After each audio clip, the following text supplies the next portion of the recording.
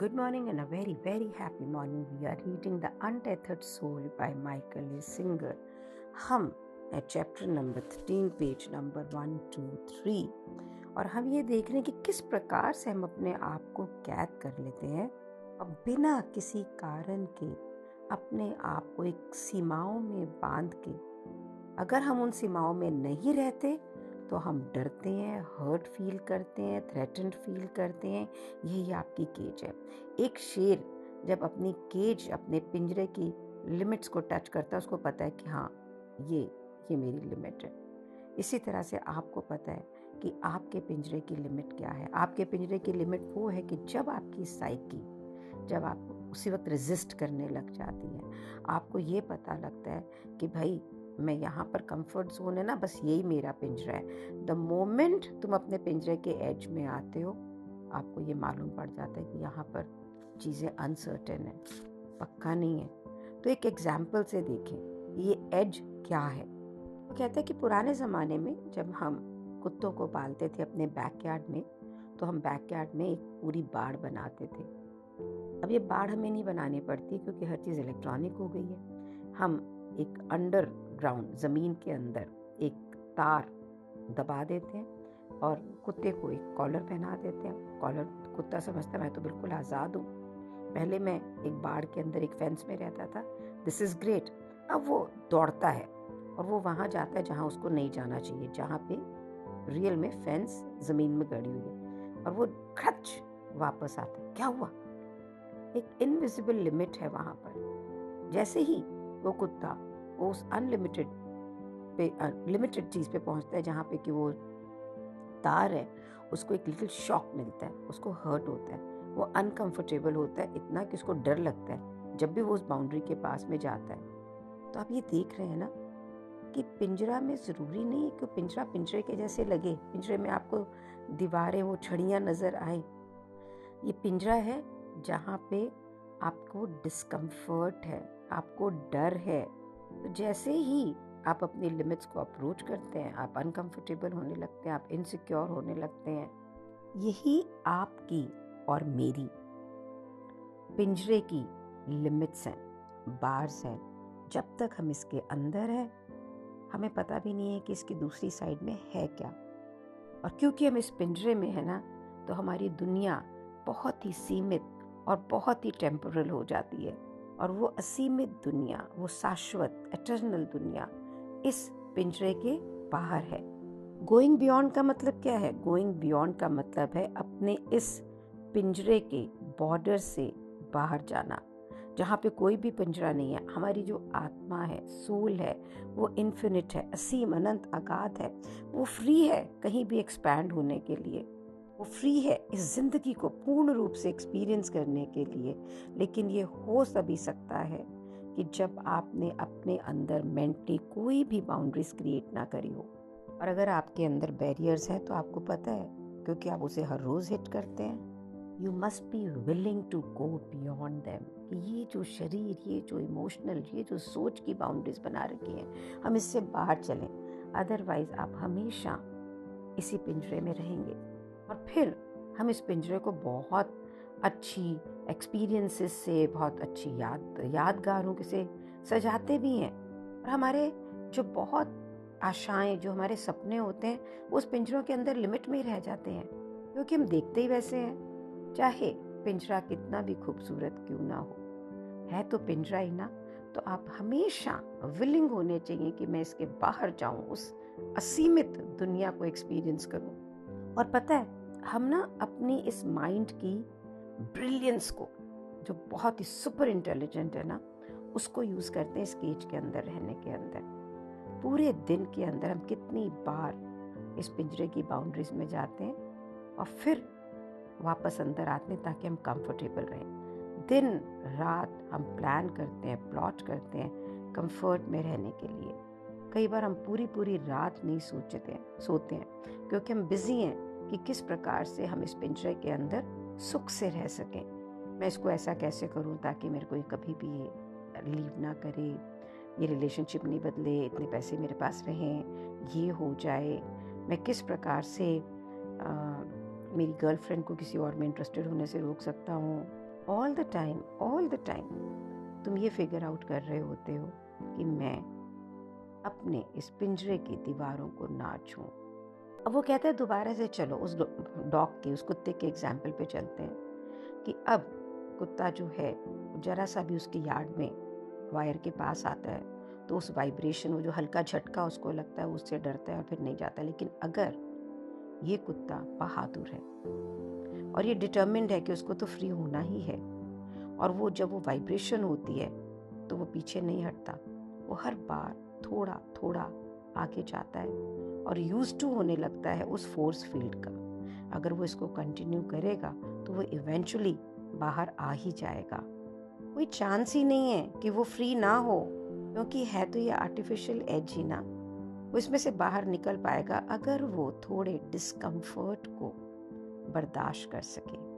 उसे विलिंग होना पड़ेगा, उसे रेडी होना पड़ेगा कि मैं ये जो अपने जाने पहचाने कंफर्टेबल जोन में नहीं हूँ तो कोई बात नहीं, मैं ये डिस्कम्फर्ट को रिकग्नाइज करूँ और अपनी फ्रीडम के लिए आगे बढ़ूँ। तो ये जो कॉलर एक्चुअली जो है ना, वो उसको हर्ट नहीं कर सकती, वो अनकंफर्टेबल नहीं है। इसलिए जो डॉग है वो विलिंग है कि वो अपने कंफर्ट जोन से बाहर जाए, तो वो फ्री होगा, ज़रूर होगा।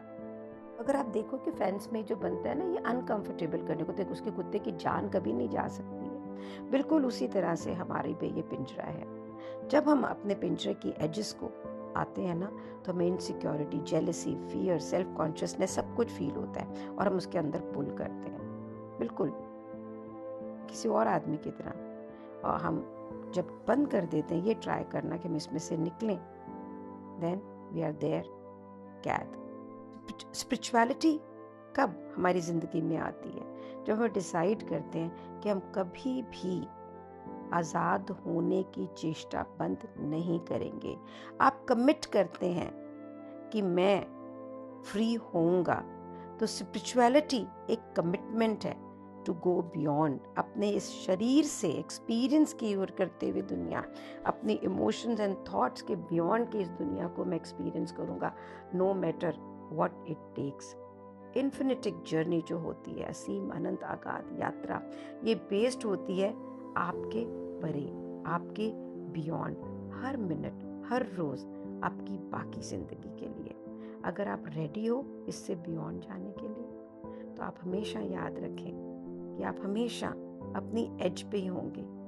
You will never back out into the comfort zone. Spiritual being, उनको ऐसा लगता है कि जैसे वो हमेशा एक एज पे ही हो, they are constantly being pushed at. होगा कि नहीं होगा? हमें एक आदत है एक सर्टेन तरीके से ज़िंदगी जिए, एक सोच के अंदर जिए, एक धारणाओं में जिए। अब हम अपने आप को चैलेंज कर रहे हैं, तो जब तक हम उस लेवल तक नहीं आएंगे, अनईजी तो रहेंगे ना, बट इवेंचुअली आप ये रियलाइज़ करेंगे कि ये चीज़ आपको हर्ट नहीं कर सकती है जब आप अपने साइकोलॉजिकल लिमिट्स के बाहर जाते हैं। अगर आप विलिंग हैं कि आप एज के बिल्कुल साथ में खड़े रहो and just keep on walking to go beyond. पहले आप यहाँ से पुल बैक कर लेते थे जैसे ही अनकंफर्टेबल होते थे, अब आप इस पॉइंट पे आके रिलैक्स करते हैं और उस पॉइंट के दूसरी तरफ चले जाते हैं। सिर्फ आपको यही करना है, टू मूव बियॉन्ड। तो हर minute you can go beyond from where you were standing now by handling what's happening now. इस पल में क्या हो रहा है उसको मैनेज करके। माइकल आपसे पूछ रहे हैं, क्या आप बियॉन्ड जाना चाहते हो, परे उस फ्रीडम में? क्या आप ऐसी जिंदगी जीना चाहते हैं जहाँ पे कोई भी एज नहीं हो, कहीं भी कोई बाढ़ या छड़े ना हो? क्या आप इमेजिन कर सकते हैं आपका कंफर्ट जोन जो इतना एक्सपेंडेड हो कि आप पूरे दिन no matter what happens comfort में रह सकते हो?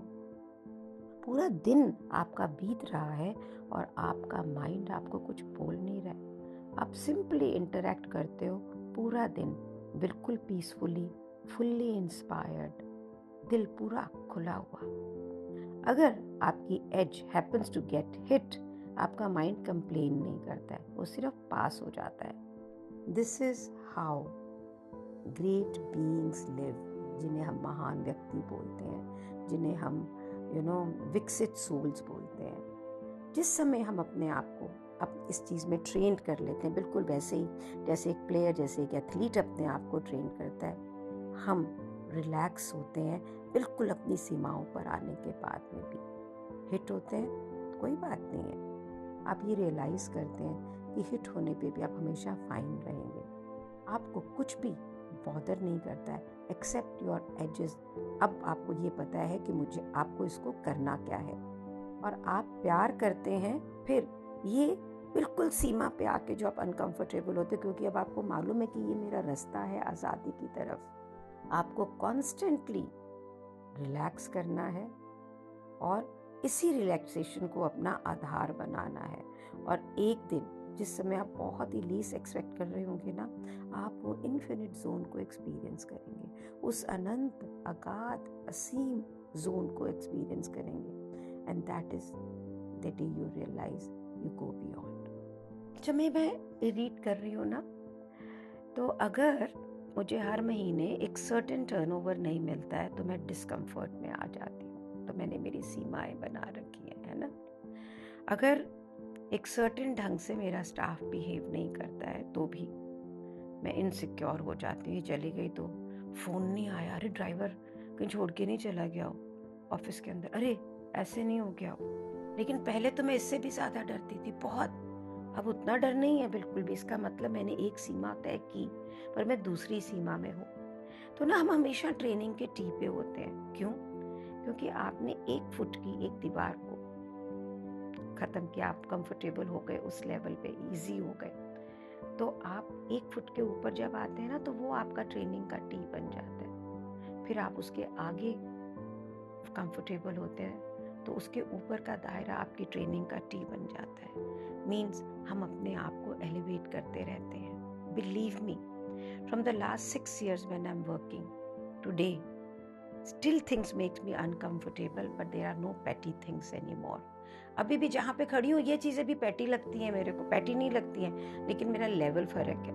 और अब जब ये बुक पढ़ रही हूँ तो और क्लैरिटी में मुझे समझ में आ रहा है कि जो ये कहते हैं burn of yoga, how you can experience it. अगर आपको ये चीज़ें समझ नहीं आ रही हैं तो आपको ये 2-3 बार पढ़ने सुनना होगा और बुद्धि नहीं लगानी है। एक्सपीरियंशियल लेवल पे इस डिस्कम्फर्ट को एक्सपीरियंस करना है और फिर वहाँ पे पीसफुली, जैसे विपश्यना बोलती, लड़ना नहीं है इस इमोशन से।